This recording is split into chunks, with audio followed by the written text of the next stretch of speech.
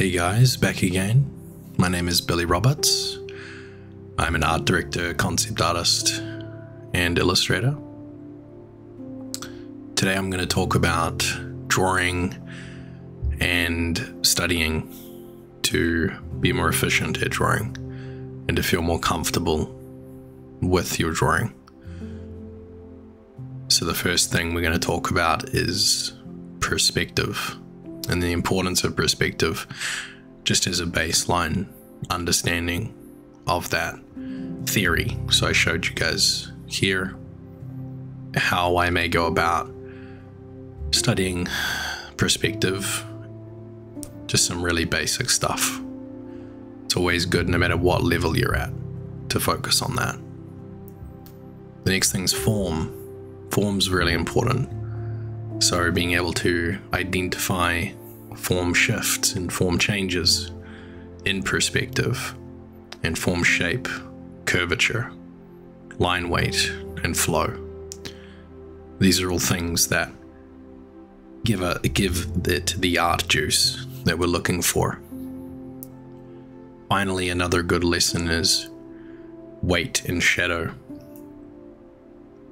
So I just draw a hard surface mechanical thing to show you guys that, and also focusing on using our line to map shadow shapes, making it easier to transition to that next stage in your piece. So here I'm using both things that we've just learned, perspective and form. I'm also mapping my cast shadows with hatch, and I'm using my accents for my deep shadows and line weight. Most important thing is to practice while it's fresh. Once you're done with a study like that, give it a go. Draw something that inspires you, or something that makes you feel inspired. For me, I think Godzilla's pretty cool, so you'll see me doing my basic mapping with a very default brush, just trying to figure out some of those forms.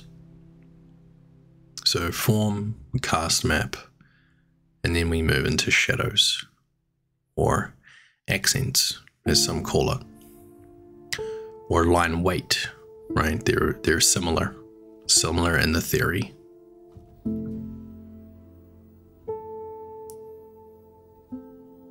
So I think all in all, this was probably like a 6-hour session of just sketching, having fun, showing you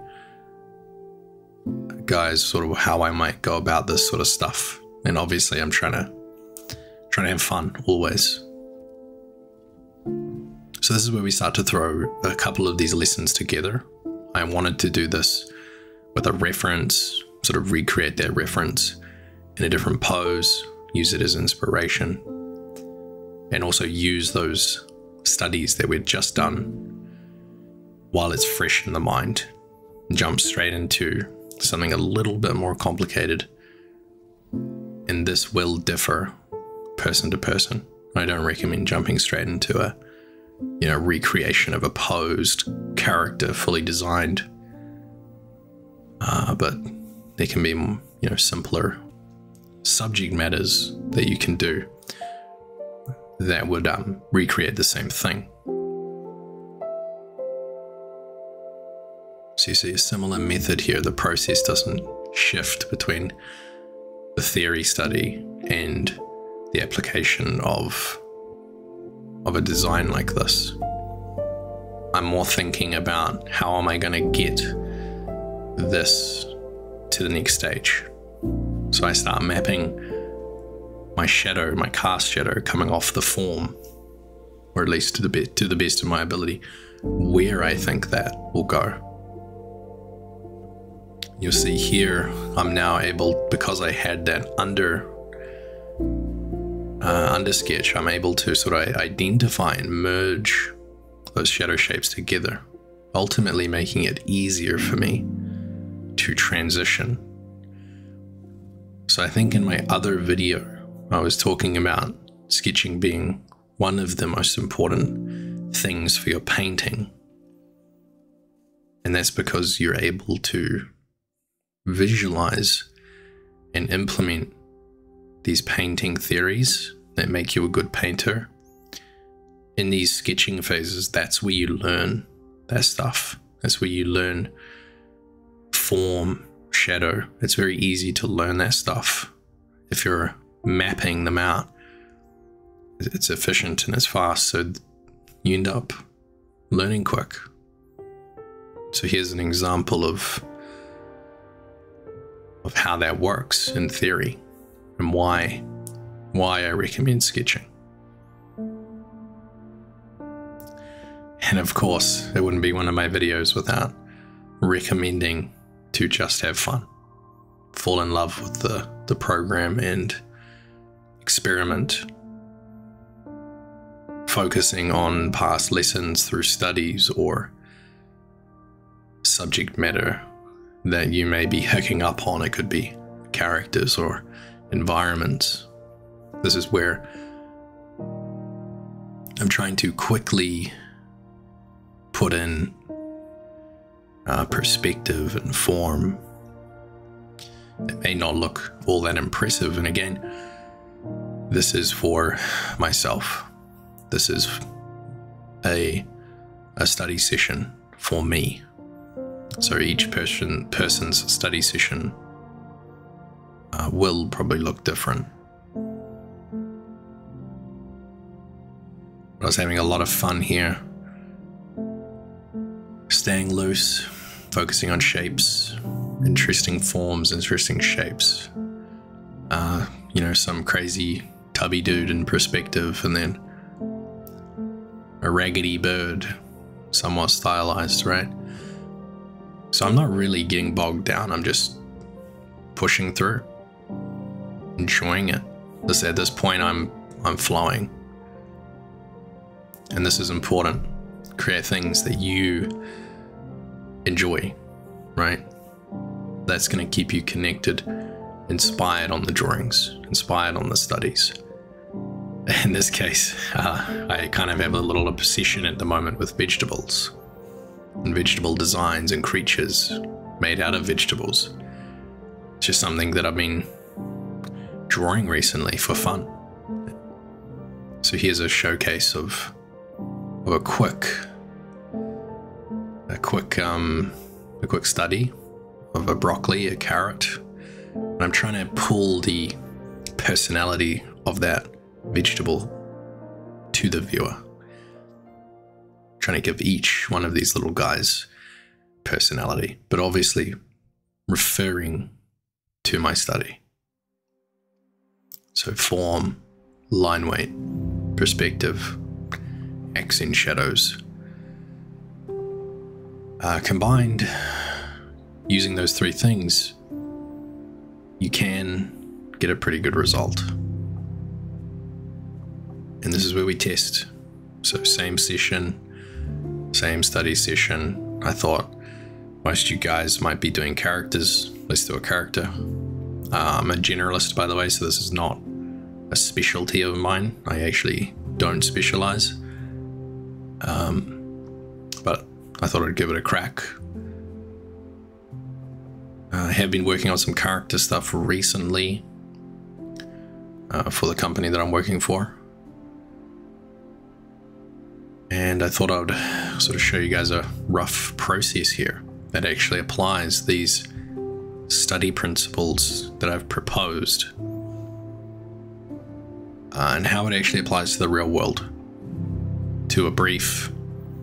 The brief was the timeline being 2080, the world collapsing, survivors emerging, hardened people.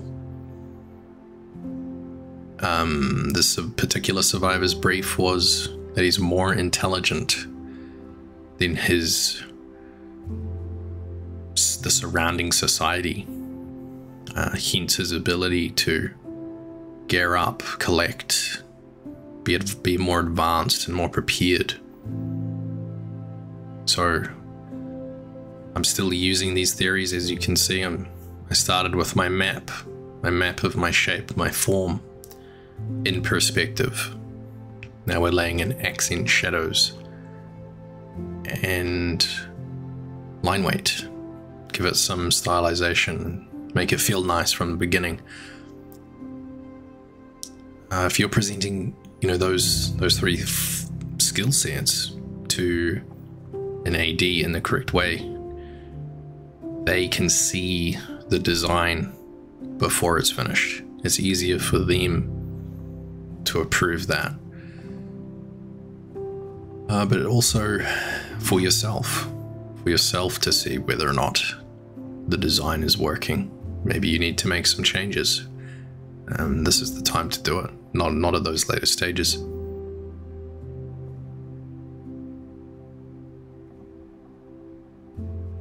And we've moved into a new phase beyond the study that we were talking about prior. So this is a bonus content, but also opens up the conversation to talk about the purpose of sketching. Why are we sketching? For concept artists, for a production setting, this is all in all a part of our process to identify good design, to iterate, to find solutions. We know as artists that the first design is probably not the best design. So we use sketching as a tool of iteration.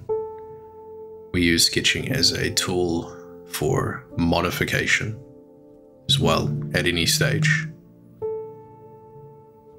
So I thought it'd be good to show you guys why I sketch, why I put so much weight behind sketching. And it does help understand form and perspective, and it does help with those final stages or those next stages, whether they are rendering and cleanup. All things cater to you. Reading books about illustration or theories or fundamentals, they're all aids in your development. Learning 3D is an aid in your development. Learning how to render materials is a aid. It's all aids. Now for a designer, for a concept artist, sketching is absolutely crucial. Because if I were to spend 6 hours cleaning this design up, but the design was not approved or was unthought out, there'd be a huge waste to a production team expecting results, needing results, so the production can go forward and be carried through. So for me personally, in my opinion on the subject of sketching, is that it's absolutely crucial to designers and concept artists, illustrators, storyboard artists. It's a necessary skill to get good at. It's a necessary skill to be comfortable doing.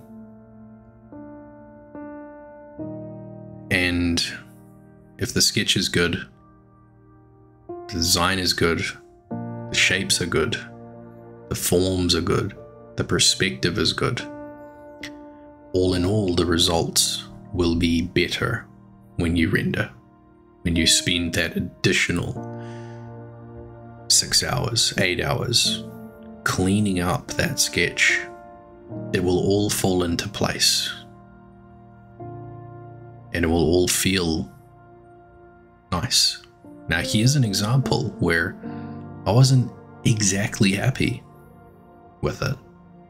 It was cool, it was working, but I wanted more. I personally wanted more. So I went back to phase 1. I removed some areas, redrew them, blocked out the values, blocked out the colors, and then powered through, pulled those elements into the stage that the rest of it was going to, heading towards. I hope you guys enjoy what I showed today.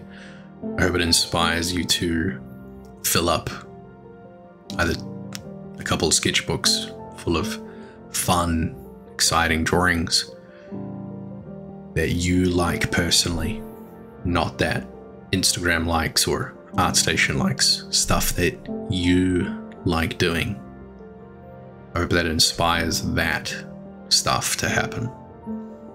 What you're seeing right now is the stuff that I like. I like this brief, I like this subject matter. And it's all a part of the process of growth. So as we're wrapping up this image here, putting in some final touches, some highlights, it's not the most highly rendered or detailed image I could provide, but within the time frame over the weekend to make this video, I think it provides a good insight to a few things. And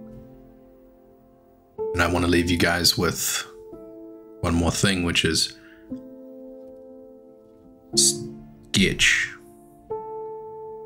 and stay a student and grow. Enjoy it. With that being said, I'll see you guys next time.